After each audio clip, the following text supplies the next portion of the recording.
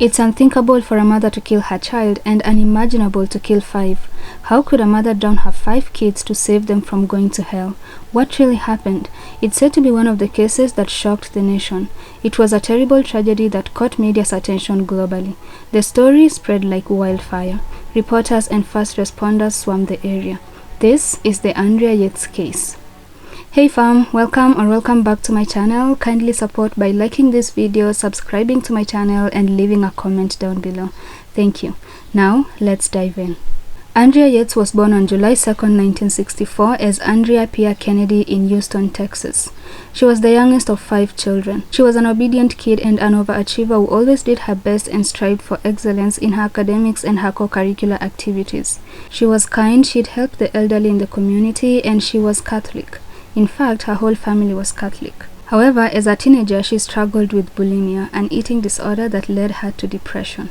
After high school, where she was the captain of a swim team and a valedictorian of her senior class, she attended the University of Houston to complete a pre-nursing program for 2 years. From 1986 to 1994, she was an employee at the University of Texas MD Anderson Cancer Center as a nurse. It's during this time that she met Russell Yates, aka Rusty, in an apartment complex where she lived. Rusty said that he was at the pool one day and he saw her floating in the pool and he knew that she's the woman he wanted to date. However, she paid him no attention and they didn't really talk, but eventually it said that Andrea went to Rusty's place and asked him out on their first date. Rusty was a young, handsome man working as a NASA engineer at the time, and well, they decided to give themselves a chance. Rusty at this time was also so passionate about his faith and was a disciple of a preacher called Michael Peter Warnke. This preacher was the hellfire and brimstone type of preacher who would always say condemning things like how hell was very close to anyone willing to go in, and how parents needed to understand that they would be held responsible if their children weren't saved unless the parents themselves wanted to go to hell. He also said that it would be better for parents to commit suicide than to make their children go to hell, and that if you believed you were going to heaven, then you were definitely going to hell because that meant you had pride. In a way, he was actually scaring his followers. Anyway, the two moved in together, and on April 17, 1993, they got married after dating for 4 years. They were both 28 years at the time, but Rusty was 2 months younger. They then bought a house with 4 bedrooms in Houston, Texas, because their plan was to have a big family. In 1994, they welcomed their first baby, Noah Yates. They then decided that she should quit her job and stay home. She then had John in 1995. Rusty got a short-term job opportunity in Florida in 1996, and so they had to move. At the time, Andrea was pregnant but had a miscarriage just after the move. They, however, returned to Houston in 1997, where their 3rd child, Paul, was born. Actually, after they moved, they had to rent their house back in Texas and they stayed in an RV. They then sold the RV and bought a bus, which became their home for quite a while. Even though she never complained, she was overwhelmed. Homeschooling, taking care of the children, washing cloth diapers every day because they didn't use Pampers. They lived a minimalist life because of their faith, and this was in accordance with their hellfire preacher. They wanted to avoid being greedy, which would mean they were worshipping other gods and won't go to heaven. Like, it was just a lot. The teachings were just absurd, and they strived to live a perfect life so that they could be among the few who would make the cut to go to heaven. She was so into the teachings that her life had begun to take a downward spiral. After the birth of Luke, their 4th child, in 1999, Andrea became depressed. On 17th June 1999, Rusty found her chewing on her fingers and trembling at the same time, and it was scary. On the next day, she tried to take her own life by taking an overdose of trazodone. She was rushed to the hospital and given a prescription of antidepressants. She was in the hospital for about a week before she was discharged and allowed to go home. 5 weeks later, she tried to kill herself again. Luckily, Rusty was there this time. She had held a knife to her neck, and while her husband was begging her not to do anything to hurt herself, she was repeatedly begging him to let her die. This landed her in the hospital again, and she was prescribed more drugs and antipsychotic medication. After a while, she showed signs of improvement. She was then told she was free to go home.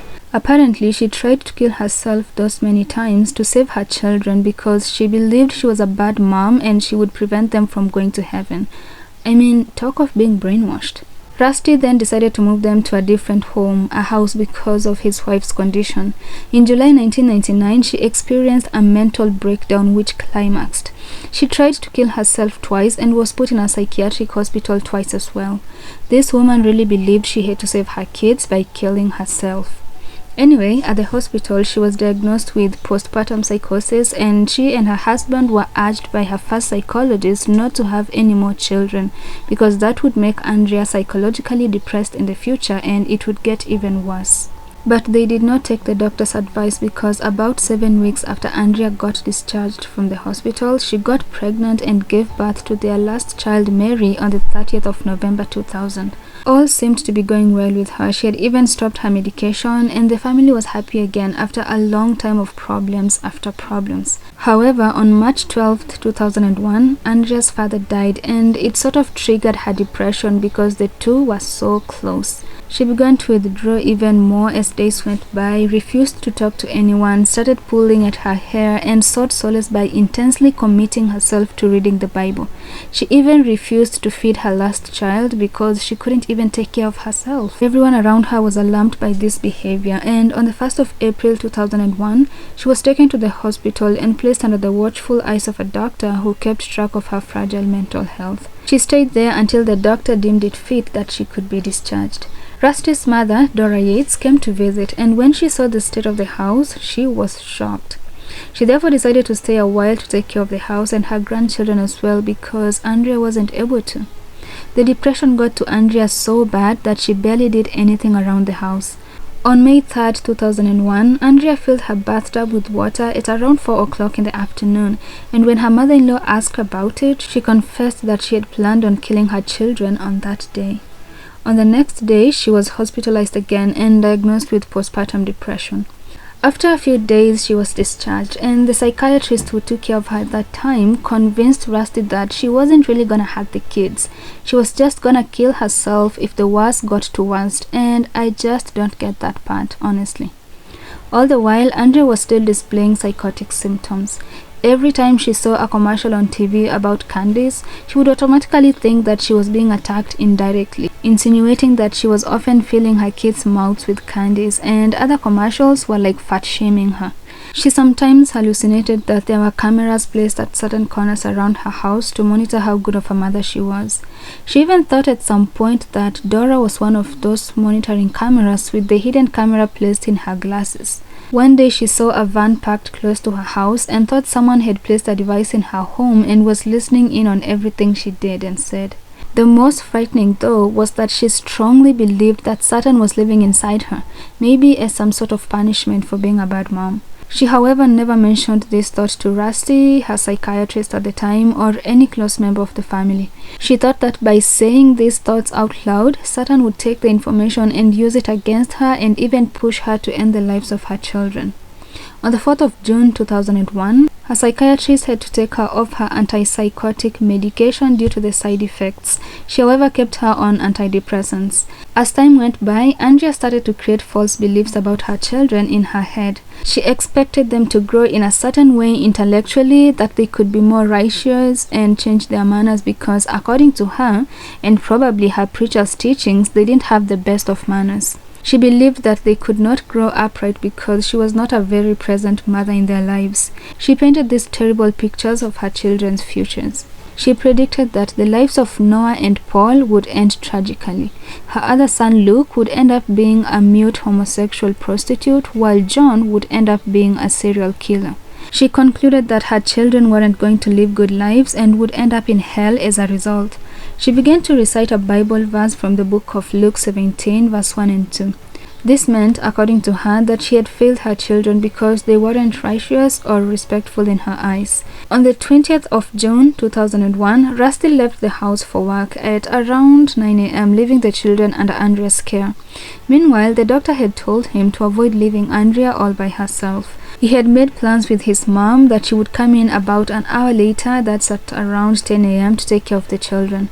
However, within that hour, things took a turn for the worst.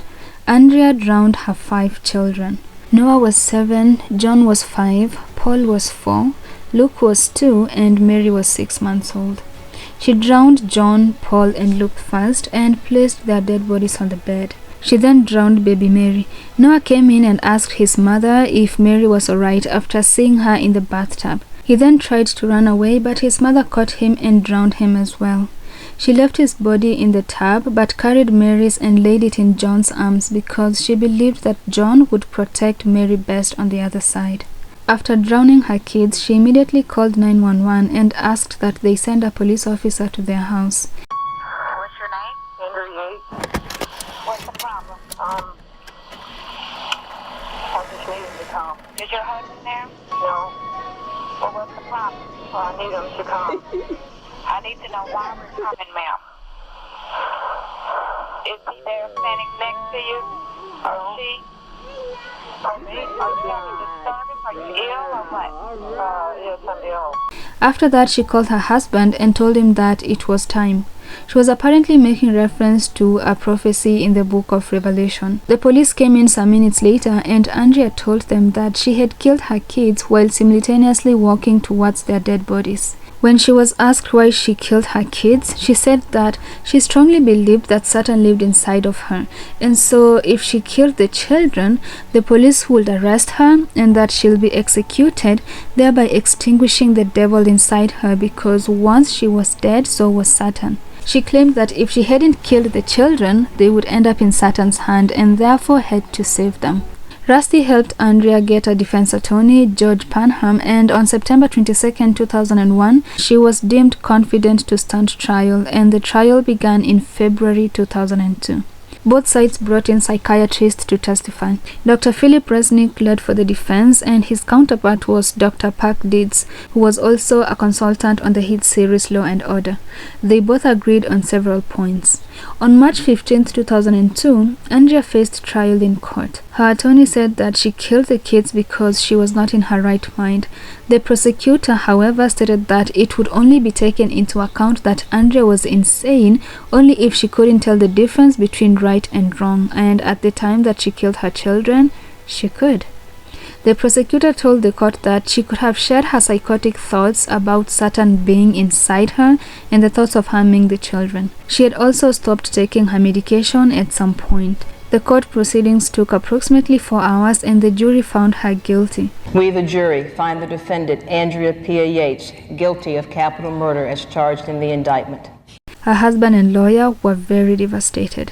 I'm not critiquing or criticizing the verdict, but it seems to me that we're still back in the days of the Salem witchcraft. The prosecution had appealed that Andrea be sentenced to death, but the jury didn't go for it. She was then sentenced to life imprisonment 3 days later with a possibility of parole after 40 years in the criminal justice of the Texas Department.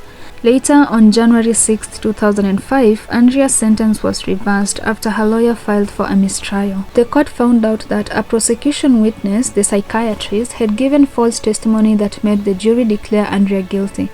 When the psychiatrist, Dr. Deeds, was being cross-examined, the court asked him if the organizers of the show, Law and Order, consult him for scripts to run the show. He answered that they did and wrongly stated that just before Andrea committed these homicides, a Law and Order show had aired, and in that particular show, they talked about a particular woman who had drowned her children, but she was insane at the time she did it and was declared not guilty. This was said to have influenced the jury's decision because to them, Andrea seemed like she knew what she was doing because she used to watch the show. In June 2006, Andrea was declared not guilty by a jury on a retrial that took almost 12 hours. In the end, she was found not guilty on the basis of insanity. The jury concluded that they knew Andrea had legally committed a crime, but being delusional, she thought she was doing the right thing. She was then released, but on one condition, that she must be taken to a mental health hospital for treatment. She was admitted into North Texas State Hospital, but was taken out of there and sent to Carville State Hospital in Texas in 2007. To this day, almost 23 years after this crime that shocked the nation was committed, and almost 18 years after she was found not guilty, Andrea Yates is still in the facility where she is said to be receiving treatment. It's said that she's in a mental hospital that doesn't have barbed wire or guards, and that she could leave if she wanted to, but she stays there and doesn't want to leave. What's she doing? She is, I think, doing remarkably well. She has excellent care. There's not a day that goes by where she doesn't care for, talk about, is happy about her children's lives before June the 20th, and grieves for her children. The hospital where she is, there are no razor wires, there's no bars, there's no armed guards, no fences. She even makes kids items that are donated, and she's trying to live her life. She is the only person who knows if she'll ever forgive herself for what she did. And I mean, if she has come to terms with the facts of the situation, then I don't know how she feels about it. I can only imagine that it's hard on her. Her husband Rusty divorced her after the first trial in 2005, enrolled in a law school, remarried, and got a son. However, her second wife filed for divorce in 2015. He remains in contact with Andrea and still grieves his 5 children with her. He has forgiven her but can never be in the same house with her because of her illness. He'll never trust her again. The public started to blame her husband for not being responsible. But I'm just like, this is not something you can prepare yourself for. And at that time, it wasn't really clear what she was suffering from, and there was not much information around the subject either as compared to now. Well, I don't believe she's an evil person. She was a loving mom according to people who knew her, had a great reputation, and was very caring and attentive towards her kids. I just think, and please don't come at me, that she was pulled in a religious kind of cult, and combined with the lifestyle she had to adapt to, the need to have the perfect family. I mean, I just think she was going through so much. I'm not excusing what she did, but I see a person who was mentally ill and it became so bad to a point where she couldn't tell right from wrong.